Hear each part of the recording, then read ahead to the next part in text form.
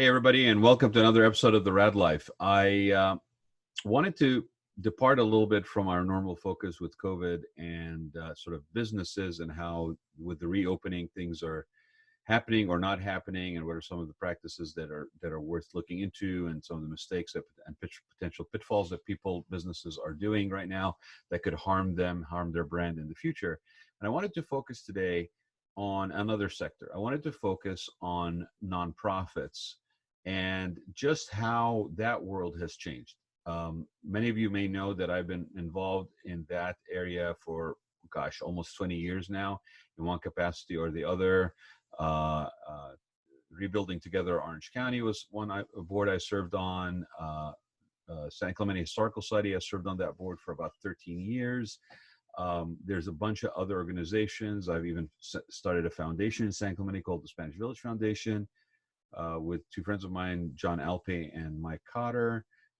And I currently sit on the board of Project Independence, and I chair the Arab American Civic Council. So I have slowed down a little bit, but there was a time when I basically had more demands on my time, probably during the course of the week, in terms of capacity for volunteering on with nonprofits.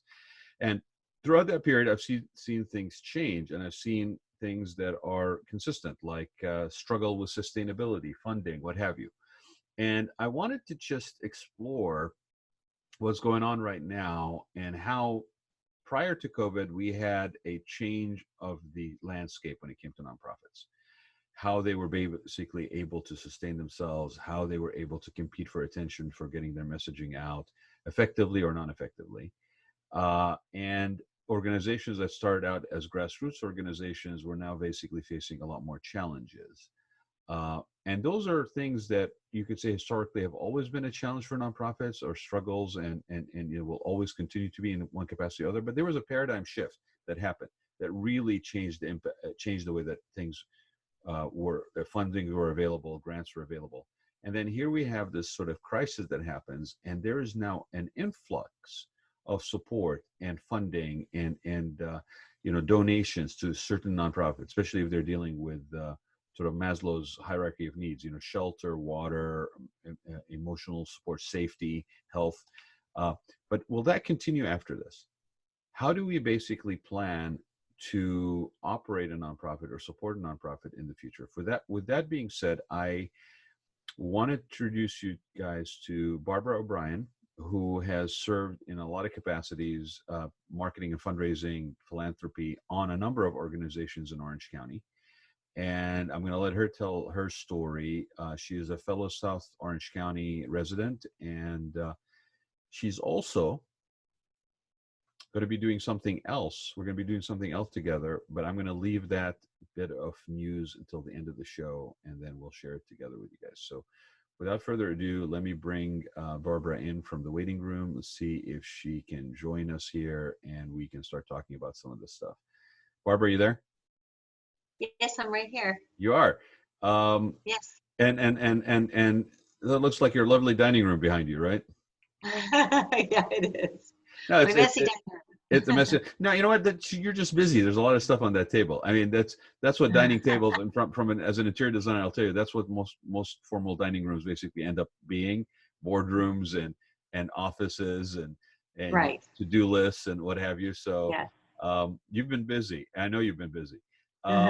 So before I brought you on, I was talking about how the nature of nonprofits, like, just to switch the direction of this show a little bit from what I've been doing the last couple of weeks, is to not necessarily talk about COVID as being what's going on in the period of COVID, but talking about how the landscape for nonprofits, and I said that you and I have been kind of involved in nonprofits in different capacities for a long time. So there's been always a challenge with nonprofits as far as repetitive things, fundraising, cost-effective legal support, grant writing is another one. If you don't have that skill built into your organization, you struggle. Where do I get it? Do I get a grant writer? Are they willing to take a percentage because I don't have the funds? I mean, there's all these challenges that happen, and grant writing was something that was maybe different before, and then we went through a paradigm shift where funding changed. And I want you to take a minute and just kind of walk people through that a little bit at some point. how that changed way before even COVID. And then here we have the situation, which is a kind of a communal crisis that's pulling people together. There's maybe an increase in donations to certain organizations that are handling basic needs: shelter, water, safety, health, food, and then, but that's just now. And Mhm. so it's not like we had a challenging time and now we've passed it and now everybody's going to be donating going forward.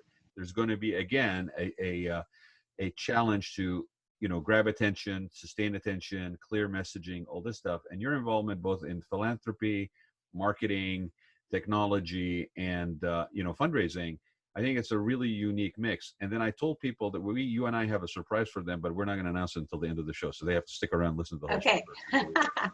All right. So please take a minute and tell people about your background, what you've been involved in, how you found your way into nonprofit. It's always usually an interesting story. Mhm. I find for people that are involved either in the senior industry or nonprofit, there's something that's personal that draws them into it. So if you don't mind going there, give me the quote unquote Paul Harvey rest of the story background on this thing. Well, I think that it really started when I was taking some leadership training with a group of very diverse professional women, and we were starting to read all of the books of John Maxwell. And so he's got this really great leadership training program, but it's all about servant leadership. So I'd say that that's really where it started for me, is that whole idea of the leaders building leaders, and kind of a different way. Actually, it was a completely different way to think about leadership for me. So I had different jobs in different corporations, loved it, loved the creativity piece of that, of marketing and advertising, PR, bringing a product to life, you know, and bringing it to the marketplace. Very, very exciting. So I. But what am I hearing, like, but that wasn't really enough once you got exposed to this way of thinking? You needed more, Right. sort of something Yes. that satisfied another side of you. I refer to it, Barbara, sometimes it's funny. It's like I say, there's a part of volunteering that feeds my soul in a way that you know, accomplishing a project or getting that you know, bonus paycheck or that reward financially, it's not, I'm not knocking it, but there's a part of my soul that is only fed by Mhm. actually volunteering. And I don't know if it stems from, you know, leaving things better than you find them, leaving people better than you find them, and that really requires a different kind of commitment and giving of yourself, to your point, the servant's heart kind of component. Yes. If you don't mind me asking, when do you think, like, in your life, when did that happen? Was it something that you always had and maybe kind of put to the back burner?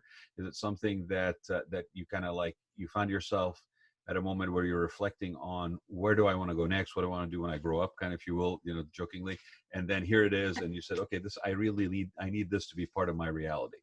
I think that it was a dream in a way, Okay. because I needed to work, you know, to make a living and have children and boy colleges and all sorts of tuition and costs and expenses. So really, you know, there was a reality about work and work ethic and product that I faced. I always was a volunteer though. So throughout my whole life, I have two resumes. I've got my volunteer and nonprofit resume, and then any time that I could, I would try to integrate, you know, both the business I was working on, my Yeah. clients, something creative, cause marketing. I could give you many examples. With Cox Business, I did some things with Brass Tech and Bear Paints.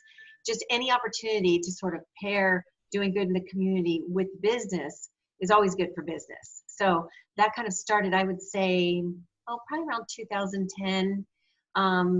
And beyond, and so kind of trying to integrate. I'm just throwing some stuff up behind me there, just like some of the things you've been involved in, Yeah, in sort of I think in a professional right, capacity, even more than just volunteering. But yeah, right. you, my friend, are a serial volunteer. You just I have to know, figure out a really. way to actually also get a paycheck out of it. Which, Well, you know, actually, it's really like that. So that's what I'm saying is a goal. So one day I thought, well, my tenure at Time Warner Cable became charter, brought by charter, became Spectrum, mm, and my tenure there was done. And so I had a little time to think about if there's anything I wanted to do. And it's out of John Maxwell. He says, you know, the best job to have is one that doesn't feel like a job because you've got this passion for it. right. So I decided, you know what, I loved kids and I wanted to get back into a nonprofit role. So I went back into the school environment. I taught at Capistrano Valley Christian High School for 10 Yeah. years.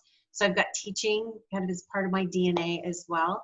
And so that led me back into actually a nonprofit opportunity to really understand, how to raise money, what is Mm-hmm. development. Mm-hmm. And it also was married to my sales background, Mm-hmm. because really development and nonprofit is just like sales in the for-profit world. Absolutely. It's Mhm. very much so. The messaging may be a little bit different, but again, like everything else, if you are um, a savvy, effective professional in that capacity, you realize that every product, every entity, every whatever requires its own different messaging. Its unique value proposition needs to be highlighted, basically.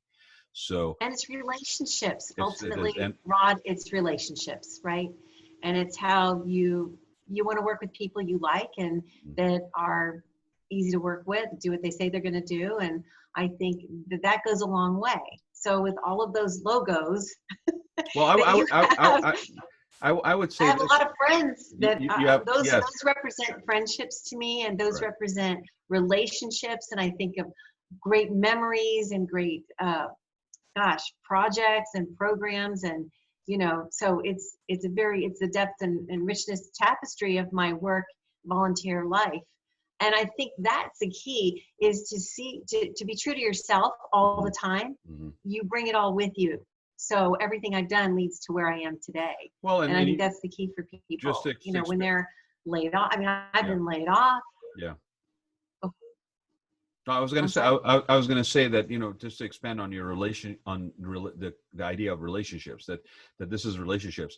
I would even go, as important as relationships are, let's say in a corporate environment or a nonprofit space, they are even more critically important when it comes to nonprofit space, because the reality is there's a lot of people that are involved in this because it's a passion pursuit, because it is, it's like find something you love and do it, and you'll never work a day in your life, because there's that kind of involvement and commitment to people that are involved in a professional capacity in the nonprofit world. Those people are around for a long time, and they end up being gatekeepers. They end up being, Yes. entry points. They become sort of pivotal connection points, and they are actually very good in that capacity. I find, especially like in the senior industry, but I think it applies to all nonprofits, is that you take your role seriously. You're a gatekeeper that is protecting a vulnerable population. So your relationships and the trust in your relationships and the depth of connectivity in your relationships becomes very instrumental in your effectiveness in that role. Even more so, I think, than a non-nonprofit environment. It's too Right. I think that's why it's so difficult. You see the same people over and over again doing the development and fundraising jobs right. because of those relationships, and they pretty much bring them wherever they go. And that's the difference. You think that people would be very, very loyal to the charity, and they are. They are. Mhm. So don't get me wrong. There's a very missional part of donors and with their charitable organizations. But then there's also those relationships that those development directors and managers, coordinators, that they develop Yeah. because they're there and they have the same passion as the people they're serving. So, Barbara, if that wasn't the case, I mean, it just dawned on me for a second here. If that wasn't the case, if it wasn't about relationships, right, you would not basically find that every time you posted something on Facebook, for example, it asked you whether you wanted to add a donation button on your own personal posting on your own personal page, because what that's saying is expose your friends that you have relationships with to what it is that you are supporting, because you are supporting it, they are likely to also trust the fact that it's worthy of support. And so, yes, there is right. there's a loyalty to the mission. There's a loyalty in general to, a particular cause. Let's just take, for example, I don't know, like children's causes or even food or whichever, but like homelessness, right? There's multiple Yeah. organizations that surface, again, grassroots kind of almost in most cases, because there's a personal story somewhere, right? And Mm-hmm. they surface, and they're all kind of serving similar populations. They're all serving the homeless. They're all serving people that are in need of shelter. They're all serving, Mhm. the women abuse organizations. The women organizations has been a very, if you want to call it a growth industry in the nonprofit world, there's been a lot of nonprofit entities that have showed up, or organizations that are focused on empowering women, protecting women, children, families. So why this one versus that one? Why Right, this right. one that I support and versus that one? And so it's kind of interesting because that's the connection. It's the Well, relationship that that's you're the talking about. job of the nonprofit, to have great messaging. They have to tell their story. They have to be compelling. And I think, we discussed this before. I think it's an entrepreneurial spirit that is required Yeah. when nonprofits see that there's other nonprofits in the same space, how they can work together, how they can complement each other. I see that happening every day. I'm advising Extraordinary Lives Foundation right now, and they specifically are involved with the mental health of children. And it's specific right now to homeless children who are Mhm. experiencing trauma of being homeless. Then you've got the virus, there's no school, there's all sorts of things going on with their families, and then people are losing their jobs. So there's a lot of instability, and they're now partnering with this Family Solutions Collaborative, which is another group of nonprofits that serve the homeless in Orange County. So it's this big group now that's come together to support the homeless community. There are a lot of smaller nonprofits, Mhm. and I think we're going to see more of that. It's almost like in corporate life, we call that mergers and acquisitions, but Mhm. I don't know if it's going to go that far. But I think there's definitely synergies that are Mhm. happening Mhm. that I'm very excited about.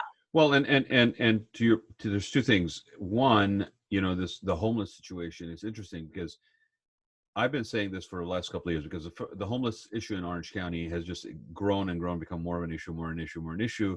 The idea of homelessness has been around. If you ever wanted to check homelessness on Wikipedia, you'll find out this is as common a thing that, as probably from the birth of the nation. I mean, it's not, no country is void of it.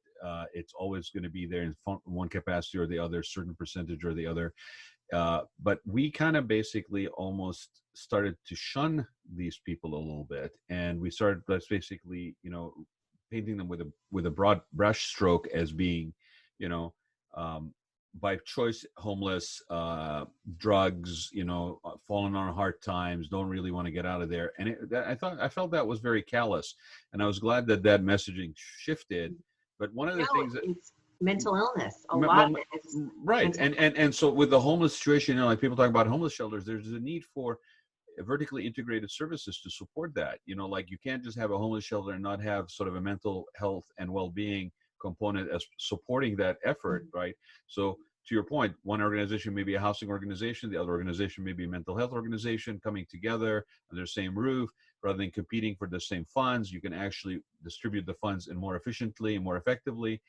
There may even be economies of scale on the organizational side that could be, so it's not a mergers and acquisition, but there may be an like an overarching sort of management, if you will, company that helps all the nonprofits and takes away some of the burden of the internal costs on those kind of roles, because there's a joint mission. Basically, it's almost like saying, I mean, I don't want to put it in just sort of a mechanical thing, but like saying you're a car manufacturer and one basically builds the body and the other one builds the electronics and the other one builds the Right, right. upholstery, I think right? that's a great analogy. Yeah. The wheels come from somewhere else, the maintenance servicing later comes from somewhere else, but it's all under one umbrella, right? Vertically integrated organization. The other thing is this entrepreneurial spirit that you kind of touched on, and you and I talked about it a little bit before. And I said that I maybe have a new awareness about nonprofits in terms of, in the past, because they were all grassroots organizations at one point or the other, regardless of what the size of them at the moment that I joined them or was involved in them. At one point, I was involved in organizations that, probably have had a lifespan of the last year, and ones that have been around for 20 years, and it's Right. but there was a period where we felt like the only reason nonprofits were challenged and were maybe failing or having a hard time was because they weren't being operated like a corporation. And I realized today that maybe that was really a misnomer and a misguided approach. Not that the efficiencies and sort of the level of seasoning and basically messaging and maybe maximizing impact of limited resources. None of that stuff was not important. And in many cases, because it's a grassroots organization, it may not have that skill set built into it. You may have to hire it. You may have to encourage it on an advisory board capacity, or maybe even bring it in and nurture it as part of your board growth. But I think more accurately, thinking back, and you just said it, I think it's more of an entrepreneurial venture. It requires the passion that comes from an entrepreneurial involvement that is usually at an early stage of a corporation. You have people that are passionately committed to the organization, but it has this sort of malleability and flexibility of an entrepreneurial approach versus a vertical infrastructure, kind of corporate organizational chart. And so I'm glad to hear you say that there's a sort of this collaboration that's going on, because that lends itself more to that model than what I think people are thinking more along those lines. And I mean, of course, everyone wants their nonprofit to thrive and to resonate with others, with the same heart. But we, I think when you just look at the commonality, everybody wants to help. And I think the ultimate judge of all of that are the donors. And I think if the message resonates with them and they want to help, ultimately, they really want to help. I mean, that is, I would say, common throughout almost every conversation I've ever had. How can I help? How can I help more? How can my impact help more people? Right. They want to hear about impact. That's really the name today of what donors really want to have with the finances that they give, and with the volunteers that they give, and how it's impacting the communities. So let's talk a little bit, Barbara, about prior to COVID, how the scene for grants and funding and whatever for organizations, for nonprofits, how did that change? How was it before, and how did it change, and why did it maybe change? If you'll take a minute and just maybe tell people that. Well, it was the change in the tax code in the past 2 years. Basically, there was just a passive, if you will, deduction for charitable deductions. You didn't have to have, itemized deductions. So what we saw in development, and I think why I was able to get my career restarted and pivoted to nonprofit, because nonprofits had to be creative, is that those middle donors, the donors between $500 to $5,000, they completely went away throughout the whole United States. There's been research done. There was no incentive for them to donate. No, you could just take that mass deduction and really not even have to give. Yeah. So what's the incentive to give? I'm sorry. I mean, the tax benefits really are sometimes, an incentive. So, you still have people giving, but you didn't have it really at the same level. And so what happened is everyone started to really lean on those major donors. Which is the same, you're fishing in the same pond. I mean, especially if you're regional, you're going to those same, very well off financially private donors. You're going to particularly some of the corporations that are, philanthropical, and everybody's going to those same sources. Everybody's going to the same well, basically. Right. It is like that, especially when you're regional. So, I was with Second Harvest Food Bank, and we were very fortunate to be part of Feeding America. But like Extraordinary Lives Foundation, that's very regional, and was really supported by a local OBGYN and his wife, started by them in Orange County. And it's really grown, and it's now 5 years old, and I see tremendous growth happening. So it's just like any business, but I think the key is to really just continue to remember who you're serving and have those donors who are passionate. Make sure that you're connecting with them. Donor centric more than I would say. Excuse me. Go ahead. Finish your thought, Barbara. Well, it would be donor centric fundraising. Versus the galas, and people are tired of all that. The traditional ways to raise the money. We still need to do that. It is fun to get everybody together, but well, I think it's interesting that birthdays on social media have become a form of fundraising. I took part, for example, in a virtual walk for Ronald McDonald, where I was just basically walking on my own with social distancing Right. around Big Bear, and people were wondering why I was wearing red and white striped socks, probably, right, and a Ronald McDonald face mask. But that still was a way of fundraising, and you could argue that used to be the rarity. It used to be that you slept in fundraised, or you virtual walked fundraised if you could not participate in the real event. But then, if I'm curious to see what were the numbers like this time around, and whether there's a justification other than the social component and the gathering, which I'm not taking away the importance of, but in terms of just return on investment, because those events also are costly. Those golf tournaments where it used to be like, what we need help with fundraising. What should we do? Let's have a golf tournament. And I'm thinking, Right. Well, golf tournaments actually aren't very profitable, exactly, generally speaking. But I'm like, what does a historical society in San Clemente have to do with a golf tournament? Like, how is that connected to the mission? And it was very funny, because I found myself over a period of about 3 or 4 years, almost like sounding like a record. When something would come up, like we would okay, how does this connect to the mission? Like, let's think a little bit further. Like, you want to have I think you're talking about challenging nonprofits to be creative, which is why they were looking kind of in a different pool of professionals. Talent, yeah. That could, come up with an idea that actually made sense with a historical type of foundation, or whether it's with children, or it needs to really resonate with the people that are invited to come. I'll tell you what we ended up doing. We ended up doing basically we could not do it. Ironically, there was a way to do it. You could do it at the municipal golf course in San Clemente, which is a historical resource amenity that was part of the original founding of the city. You could actually do it where you basically did a 1920s theme, where you had the long socks, and you only allow people to play with mashie niblets or something like that. Golf clubs. For those who know what a mashie niblet is, if you don't, go Google it. But there was a way to connect that, to make it part of the language of the organization. And you're absolutely right. I mean, I didn't even think that was going on. But yes, if you're a smart nonprofit, you're looking for that creativity in your messaging, because otherwise it's just another invitation to another golf tournament, it's another invitation to another gala. And you question, you as a board member, at one point I had to start having question. If we're spending $10,000 to put on an event that only brings in $8,000, then we're already $2,000 in the hole. Exactly. So why are we doing that, other than to maybe get some public exposure? But that's not really allowing us to maintain our mission. I'd rather get $2,000 in positive flow and put it towards the mission than basically end up $2,000 in the hole.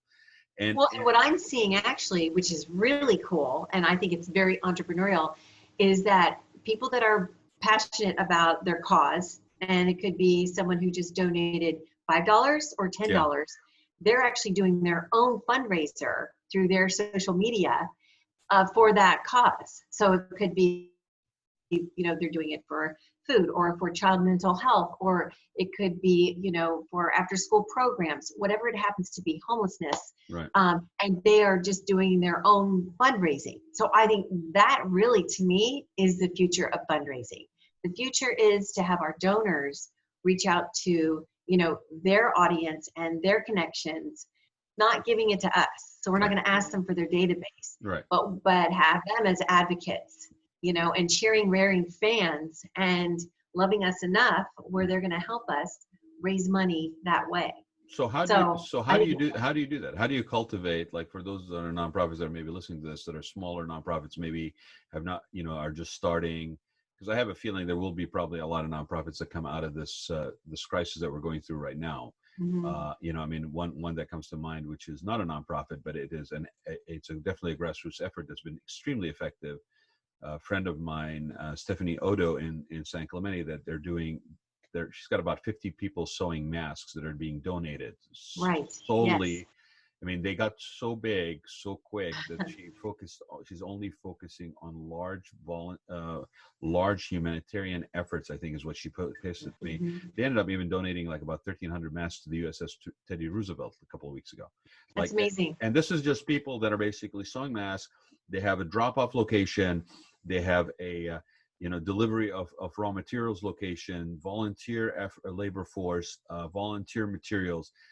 Within a period of 2 to 3 weeks, they basically are operating an organization that is absolutely impressive in terms of just logistics, right? Right. And so there's going to be things that come out of this. So for people who are listening right now, right, what are some of the things from your experience that you can basically share as far as the future of nonprofits or future of fundraising? Well, that was just, one idea. I would say you would, share those campaigns, like a campaign idea. You want to run your own campaign and do it on social media. So you provide the tools. I've actually seen that on websites for nonprofits just recently for Giving Tuesday Now, which is today. Today's Actually, Giving Tuesday, yeah. Giving Tuesday Now is today. And Cinco de Mayo. So I know the givingtuesday.org website is actually providing nonprofits with tools which cost nothing, and it's fantastic. They can create their own page. So there's that. A nonprofit actually could offer other nonprofits a way to get promoted on their own website. So can we connect Tuesdays and tacos and giving somehow? I mean, I'm going to put that out to people. Like, if anybody has an idea of how to creatively come up with a fundraiser, hashtag Taco Tuesday Giving Tuesday Tacos. I'm sure it's out there already. We just have to look it up. So I think that's the key. The key is really to get your fans involved. Get your fans involved in your nonprofit. Again, it's about relationships, and have the nonprofits reach out to other nonprofits to see what tools are available that are free. There's a lot out there. And I think it's just being resourceful, nimble, pivoting. Well, and give a shout out. I want to give a shout out to 10C, which has been very instrumental in Orange County for a very long time. They've had a change of name. I can't remember. Do you remember what it was before 10C? I don't remember. It was something else. I do remember it starting. Yeah, it was something else, but then it became 10C. It's in Santa Ana. They provide a lot of assistance, like training, grant writing, skill classes, things of that nature. So if you're a nonprofit that's just starting, or you're thinking of starting a nonprofit right now, you may want to check out the resources. To Barbara's point, there are resources out there for you to take advantage of everything from documents, forms, grant writing classes, to skill development classes, or even maybe connection with people that are been seasoned in that industry for a while. Maybe they retired and stepped away, that are continuing to volunteer in that capacity. Yes. And those could be people that could end up being on your advisory board. That's another thing that I would suggest to a lot of people that are starting is don't wait too long before you not only build your board capacity in terms of skill set strategically, but also reach out to people that form an advisory board, because I agree. To your point, right? Because that tends to be, my experience, it tends to be a later thought that happens. But if you actually have those kind of, if you will call them ambassadors, not necessarily advisors, but ambassadors for your organization, they could actually be very instrumental in the sustainability and growth of your organization. And I think at the beginning of a nonprofit, what I'm experiencing with Extraordinary Lives is that they have passionate people on the board. It's really not a fundraising board per se. Right. It's more passion, it's skill set. It's a variety of skill sets, and they add a tremendous value to what the foundation's purpose is and their mission is. So, well, and every organization goes through its own life cycle. So yes, exactly. You need those people, but also, strategically be aware that at some point, if not now, when, you're going to want to basically build that other capacity. So, the passion is very important for the soul of the organization, but then you also need like that relationship, that person with a book of contacts that are not just acquaintances, but are actually genuinely connections and relationships that you can draw on. Those are things that I think are going to become more and more important as we go forward, because the competition isn't going to get any less. Like I said, we're just going to end up with more nonprofits from this crisis, like we normally do, be added to the whole plethora of nonprofits in Orange County. You and I were joking about the fact that in places, for example, like San Clemente, but it's common all over Orange County, between every nonprofit and a nonprofit is a nonprofit. So you could easily like trip over yourself on nonprofits. But the problem is too that I think some nonprofits are really hurting during this time. Yes. Because their cause is not as compelling or as needed. For the moment. Yeah, absolutely. Food, shelter, and water. those are basic needs. So those, we need to really think about those charities as well. Save the Elephant isn't on my radar screen right now. Like, you know, That's a good example. Yeah, well, and I know the gentleman who's involved in it, so shout out to him, but to Simon. But it's a very worthwhile organization. They draw a lot of money from one major fundraising event that they hold every year. But you know, like, I don't think if you're in Orange County, saving the elephant right now, it's not that you don't care, but it's not in their high priority list of the top 3 things that you're focusing on if you're going to give and donate. Plus, I think the other reality that we're facing is that you have 30 million people in this country that basically just went on the unemployment. So regardless what the rapid response is after the COVID crisis and we rehire and people build up, there was also a concern about a recession coming in. So that might not move as fast as possible. Nonprofits that are basically dependent on, you know, what's that line from Scarlett O'Hara?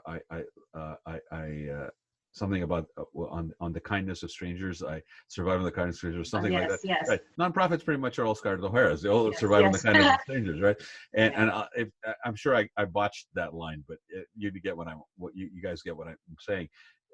There's going to be a hit in terms of discretionary funding and donations when it comes to that. So, you know, people may basically switch to volunteering, for example. So how do you find? And I would say if you're not working, that's a really good way to go. I mean, nonprofits are going to need help. Well, and it's a good way for you. You know, we talk. You know, you've mentioned a couple of times pivoting.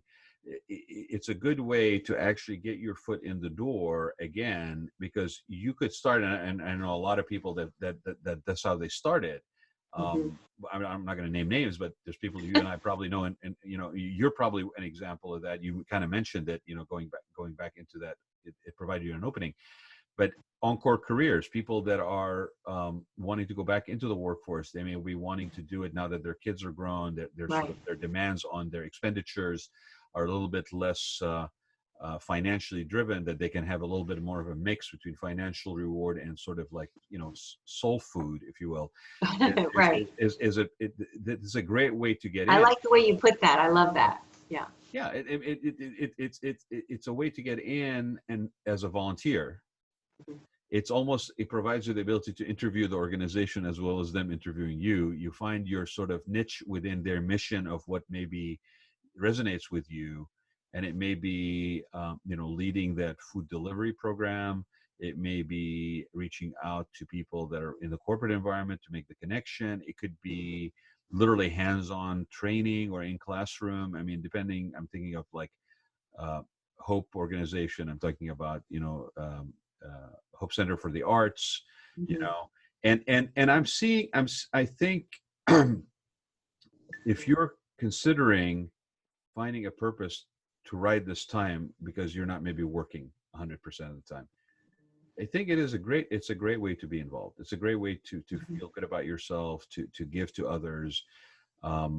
And there's so many of them. Like, you know, if I sat down for 10 minutes, or you sat down with 10 minutes with somebody and said, well, what is it that you care about? We probably could come up with a list of 5 places that they should be probably called within 5 or 10 minutes of having a conversation with them. So, you know, again, 1OC, you can reach out to them. You can find out, you know, all these organizations.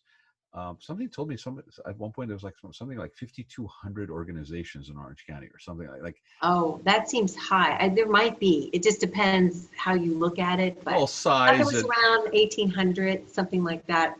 Nonprofit organizations. I mean, I think after this conversation we're having here, there's probably going to be like a Joe or Jane's, you know, Giving Tuesday Tacos or nonprofit or something .org, you know. I would just suggest everybody just give a little bit today. It's a special Giving Tuesday because it is for the COVID-19 suffering, really specifically.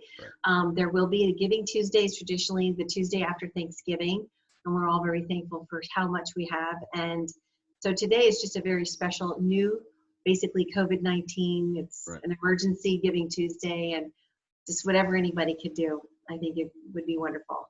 Well, and the nice thing about what's going on right now too is with a lot of organizations that have maybe had to segue away or pivot away from their brick and mortar existence in terms of actually, but they're for-profit versus nonprofit. They have also now teamed up with other nonprofits, or they've provided a vehicle for donations, everything from donations for masks, for health, for, first responders, excuse me, to, food banks, whatever. I mean, a lot of companies right now are also partnering with nonprofits to provide that, because they're out there trying to basically pivot their business for exposure through internet, through pickup and delivery, whatever. I mean, I went to pick up at a couple of places, and there were, there's food collection spots in those restaurants. Right now, there's a couple of companies like I know that are actually also, they're making donations, mass companies that are making donations to organizations or hospitals as well. So, let's talk a bit about this importance of pivoting, because I think we just spent a whole bunch of time talking about how it's important for nonprofits to do that, to get creative in how they do that, right? I think that applies to everybody right now, don't you think? Do you agree? Like, if you're Oh, absolutely. Oh, with careers and seeing all the different skills. Yeah. Well, no, pivoting is critical. it's critical, right? I mean, whether you're from an individual on an individual level, on a sole proprietor level, on a nonprofit level, on even a larger corporation level, if you've been an ocean liner that has been basically chugging away, very much steady, you probably just had to avoid an iceberg or of some size going through this, right? And so, I mean, we can just take restaurants is a great example, right? So if you had an online opportunity, your business was online, your menu was online, you're pretty okay. Your sales are probably down, but you haven't lost all your customers, and people are very loyal right now. They really want to support businesses that they love. If you did not have an online presence and you closed your doors, I don't know that those doors are going to open again, right? Well, but you and I have talked about this before, and I've actually kind of shared it before on other shows. Is I found two kinds of people during this: growth mindset and bunker mentality. Okay, and neither one is wrong or right. I'm just don't take any kind of tone out of my voice. Obviously, I'm caring more about like growth mindset, but you're either growth mindset or bunker mentality. Now, it doesn't mean that you cannot learn, but I don't think it's an option to not pivot or have a growth mindset right now, because those restaurants that you're talking about, let's stick with the restaurant example. If you were already in the business of doing pickup and delivery, in my experience, a lot of the businesses that were doing that, unless they're a larger organization, a larger chain that has a very much systematic, logistically laid out plan to do that, it was a revenue stream that you kind of did, but you didn't really push. You didn't, you got on Yelp. Right. Some of your orders may be on Yelp. You got on, Uber Eats, but then you begrudgingly were using Uber Eats or Grubhub because they took so much out of the check for themselves, right? Mm-hmm. So you kind of dipped your toe in that water, but you didn't really push it or promote it or develop it. Then this happens, and you realize that either you're kind of stuck in the fact that, oh my God, I can't wait till the thing opens because otherwise I'm not going to make it. Or you look at that, you go, I need to figure out a way to basically make this happen even more. So maybe now I'm not doing Grubhub. Maybe now I'm doing my own delivery. Maybe I have a small little smart card, and I basically keep on one of the people that was working there, and now they're, because they live close by, and they're basically doing the pickup and deliveries. And I then basically promote and develop that beyond just a triage thing that's going to carry me over this. I develop this into, additional promotions. And if you're doing that as a restaurant, and then with the relaxation of the regulations on ABC, where you can now be selling alcohol on part of the delivery, I mean, just think about that for a minute, right? Try putting that genie back in the bottle after this. That's not going to happen. The margins on alcohol, right? The margins exactly. The margins that is so alcohol, true. Right. The margins on alcohol are too high. Now, that doesn't mean, trust me, I looked into a drink yesterday. I think it was like either, I can't remember whether it was like a Mai Tai or I think it was like a Mai Tai, and it was like $7. Like, it didn't get any cheaper because it's being picked up. It's still the same price tag I would pay for it at that bar, but that is a lot of profit margin in the alcohol side of things. So ABC, it's going to be interesting to see if the health department and the ABC board tries to bring that back into only on premises. Or is it too late now because of this, that now the restaurant business actually has a benefit that came out of COVID? Well, I think so. It's all how you play it, right? I mean, you see it as an opportunity, or you don't see it as, you see it as a real Eh, challenge, and it's up to you. dare I say how you pivot, Right. how you pivot. Exactly. Right. Exactly. So you just, maybe nonprofits, are going to have to hire more contractors or consultants, instead of hiring, people that are in development departments and they're really top heavy. They're just going to have to really think of new ways to get donors to participate. And I think really, honestly, social media is going to be huge.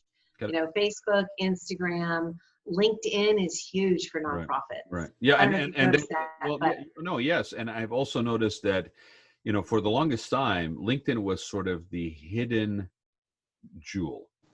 People yeah. didn't deal with LinkedIn like it was social media. They didn't deal with LinkedIn like it was a connect. It was your depository of your CV, kind of. Mhm. It was the depository of your business persona. But Oh, ironically, yeah. what was interesting is people who kind of saw the light realize that the person who is just on link checking their messages on LinkedIn right now, or checking out some business related stuff on LinkedIn right now, 10 minutes earlier had actually been posting very passionately and verbosely on Facebook and Instagram. It's the same person. They didn't change because they switched to another browser window, right? So Right. there were some people that were they were still dealing with this, like, okay, I got my business clothing on, I am in LinkedIn. Then I basically only show up, and it's like a different persona.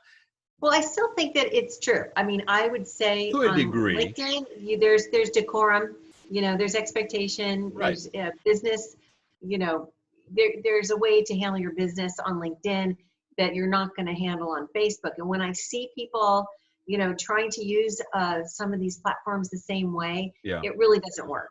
Well, but I will say this too, Barbara, is that the formality of LinkedIn, that a lot of people maybe approach it. And I've been on LinkedIn from day one. I mean, I've been on LinkedIn so long that I actually have my picture with an 8x10 logo on the front cover of the Orange County Business Journal at one point, because LinkedIn did not have an Orange County category. We actually formed a group called We Are Orange County, and we pressured LinkedIn to basically provide an Orange County category, because LinkedIn actually had an LA, Greater LA, and Greater San Diego. They did not have Orange County. And so there was a group of us that basically showed up and actually designed like a logo with the orange.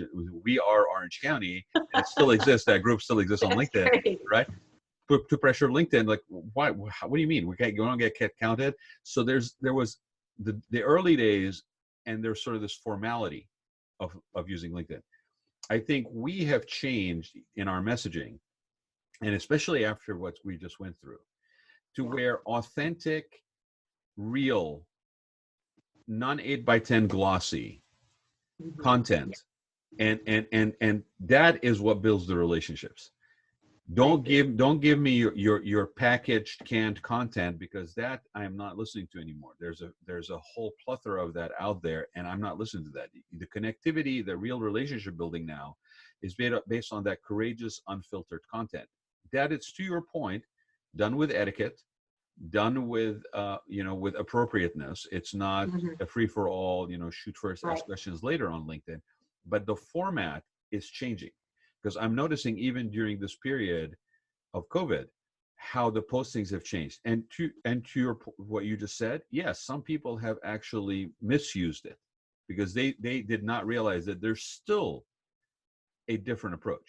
But it is an Right. untapped resource. If you are not basically leveraging LinkedIn right now as a nonprofit, or as an organization, or even as a person, if you're not leveraging it correctly for the full effect that it is, you're missing out on something. You Mhm. agree? And a lot, yes. And sales organizations today, are you kidding me? I mean, even I remember back in 2013, 14, that was a tool. LinkedIn is a great sales tool. So every person should really, and if you're networking, building relationships, working with people, it's a fantastic tool, Just don't, and there's, just do not send me unsolicited, introductions via right, direct message that are correct. basically your initial catalog. Like, do not do that. That is again going to that point where, like, you're taking familiarity with something just because you got added, or I added you, or you added me. Mhm. Like, don't send me the collateral material. Like, build the No, you relationship. need to build a Build the relationship, right? relationship. Exactly. People will want to link in with me, and I'm always saying why. What is our what can we do together? How can we create Right. synergy? You know, don't just link in with me because you need like 1,000 people to link in with, because Right. that bores me. I'm not doing it. And actually, I deleted, I don't know about you, Rod, but I have called my LinkedIn connections so that it makes sense for my life. So I have, it's like my tribe. And I Yeah. have a group of people that I can go to as advisors, Right. as coaches, you know, people I admire, as Right. leaders, you know, in this thing called, you know, professional life, that's meaningful. It's just not everybody you know. No, it's not. It's not like It's that. not about it's not about quantity. It's never been about quantity. It's about quality, and it's really about relationships. Like I don't mind adding people. To be honest, I don't mind adding people. I have a lot of. I'm very non-linear. I have my fingers on a lot of things, and so I do like to Right. be able to expose to different mindsets, different ideological thoughts, and all this stuff. It Sure. just makes me wider. But do not, please, take liberty with the fact. I mean, that is the worst thing you can do in building a relationship block that is positive, is basically to bombard me. And I don't care if the first sentence sounds like, we know each other from, a drinking party down the street about a week or so ago, because I'm still going to read past that. And the Right. minute I start seeing links and things that are boilerplate regurgitations, I basically turn you off. Right. Build the Well, it's not a relationship first. database.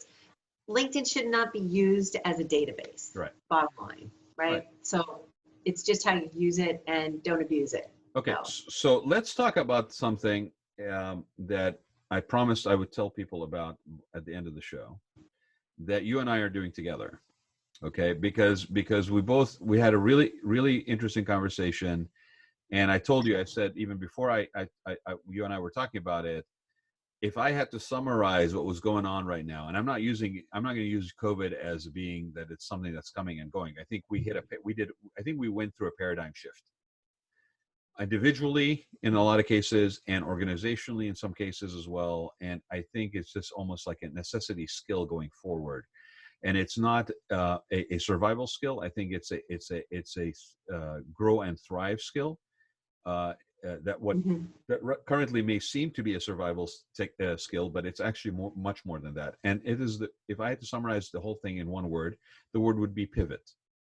Okay, that's how Right. I look back at the last 60 days. It's the hashtag pivot. That is the word that I would basically look at. But it has And to. well, it's also, you know, it's being flexible and creative, and yes, and it's actually, to me, I mean, we're old enough to have gone through this a few times. Yeah. So what I know is that this is normal. I mean, honestly, this is what normal looks like. Right. That oh, that was funny. My internet connection, I don't know about that. You've been going in and out on the video thing, but your audio has been consistent, so don't worry about it. Oh, good. Okay, good. I would say that, you know, we went through something like this in the early 90s. Then we went through it again after, you know, 9/11. Yep. We went over it again in 2008. 2008. Um, there's, you know, they used to call it right sizing when that happened in the 90s. And I really think it's a lesson for all of us that, you know, nothing stays the same. We need to continue to grow. And I would like to call it a growth mindset. Yeah. So you have goals, but really you need to always focus on growth. And one thing that is important to me is that I go back to school every 10 years, whether it's a class, it's a workshop, it's something significant at Right. a university, Right. because life changes, things change, and we need to be able to adjust. And I don't think it's survival as much as it's just being adaptable and growing. And it helps us actually to stay young and relevant and viable, you know, and, you know, we need to learn.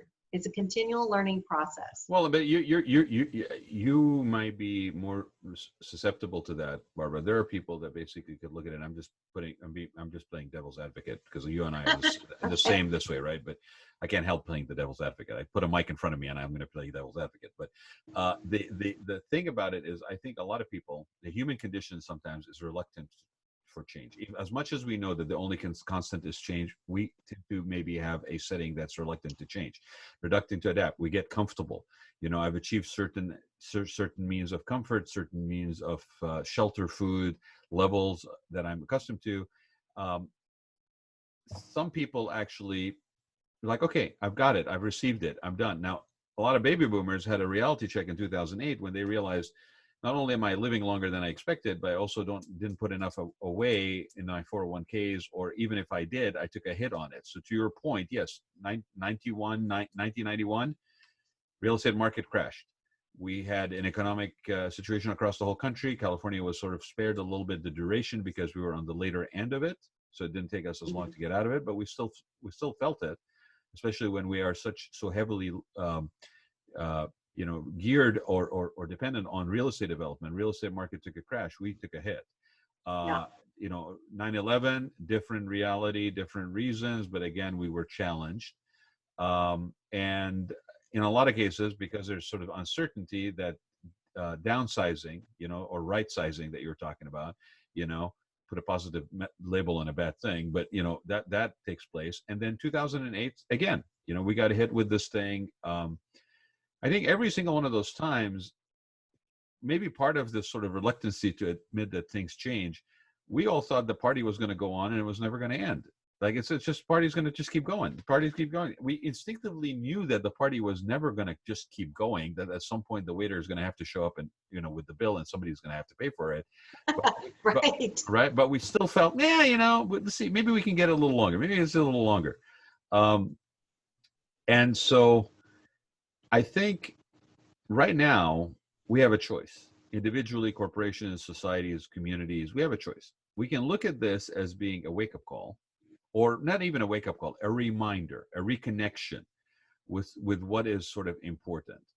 And look at the pivoting as not as a hardship and an arduous thing, although I will admit it will be difficult in some cases because you're going to have to learn new skills, continue to be relevant, if you will. But I would look at it as something to embrace as a new adventure, as something that's actually exciting. Okay? Because if we do, and if we apply creativity to it and how we do that, and we're not limited because we can be as customized, as each individual, like, what do you want to do? How would you pivot? Right? There's nothing. Well, it's dreaming. People can dream again. Let's dream again. It is. It's dreaming. So with that being said, you and I, had a really good conversation about this in just an overarching topic, and thought, you know what, maybe to help in that messaging, we would bring on stories of that would be positive reference points, give examples. It may be things that are happening right now because of this. It may be success stories of people who have done this in the past that can be shared, because you and I, like you said, you and I have been around long enough that we have seen this happen a number of times. So we're not as scared by it or worried about it because we've been there before, we've done it. Yes, maybe later on in life right now, it may manifest itself in a different manner, but we've been through this before, and there is a day after.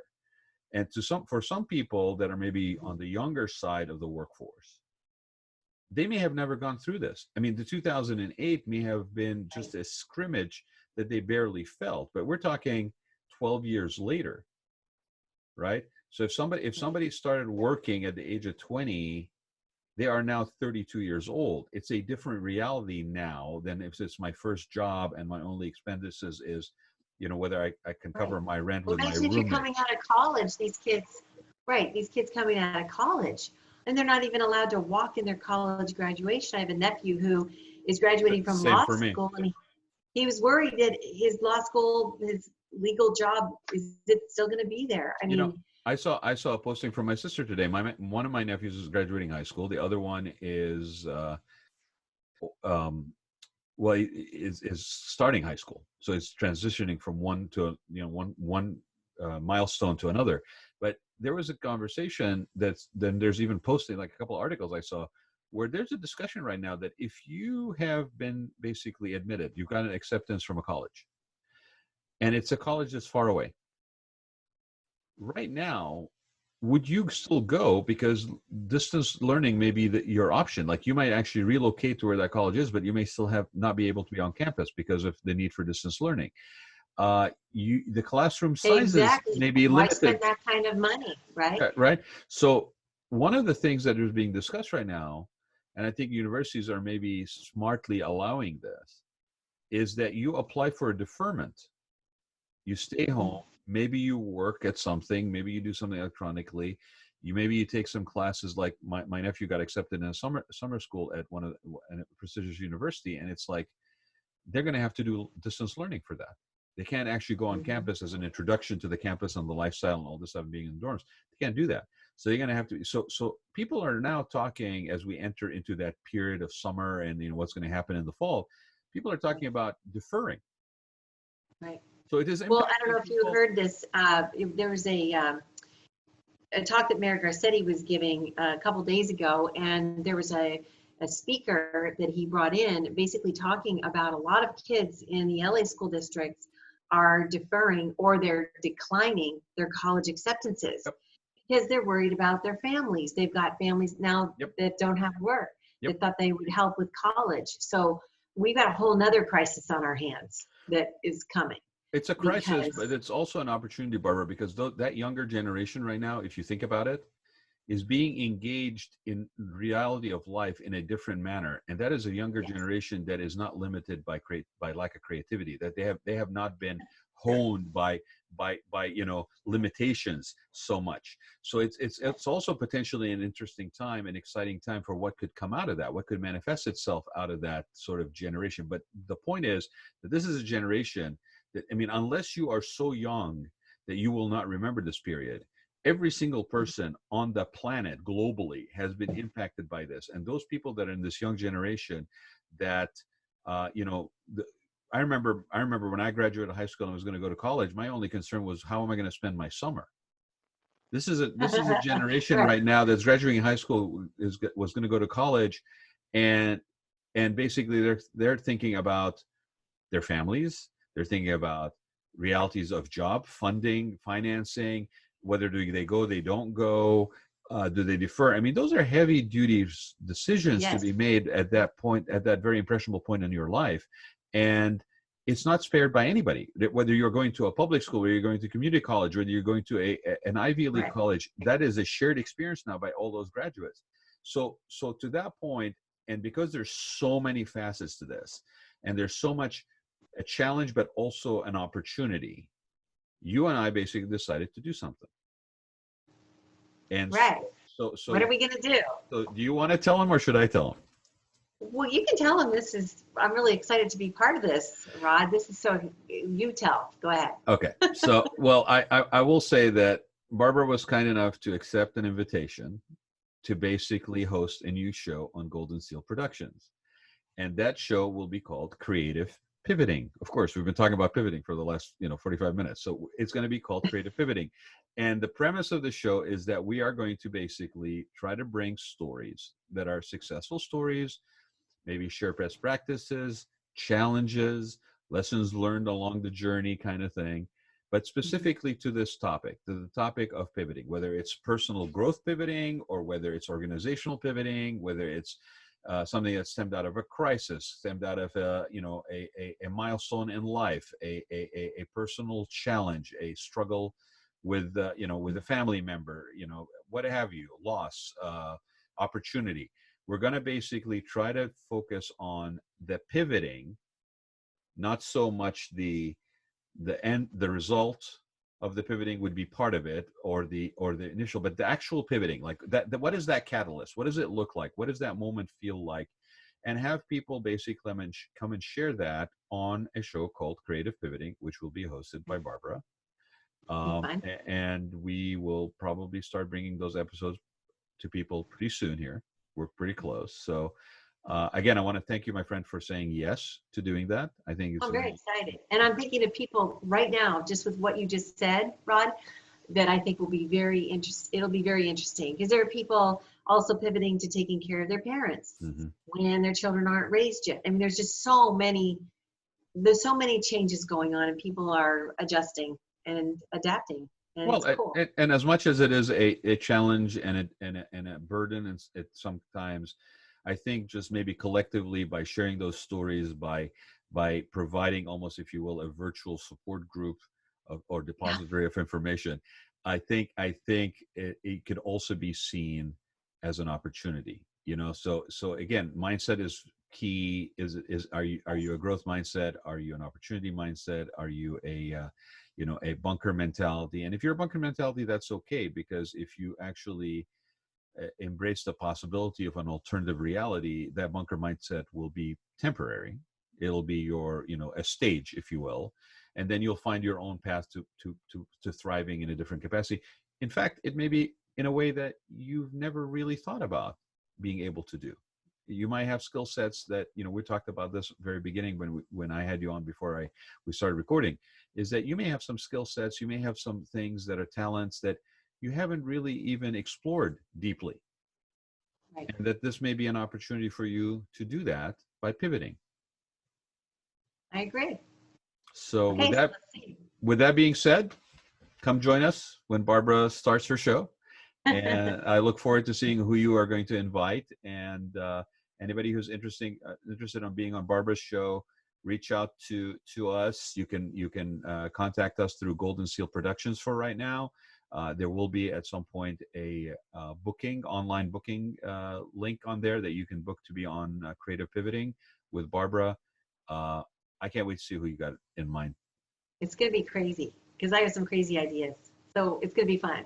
Well, I think, There's some really cool people out there. They're pivoting, they're twirling around, they're coming up with new great ideas, Yeah. So come back and join us for twirling around and pivoting. And we just expanded the scope of the show, I think. Thanks, Barbara, for joining me today. I appreciate you sharing your story, and I'm really looking forward to having you do that show. And so with that, I wish you a good day. It's been my pleasure, and I've just enjoyed getting to know you, Rod. Likewise. What a great show, great network you have. Thank you so much. Happy to have you be part of it. Talk to you soon. Okay, Bye-bye. Bye.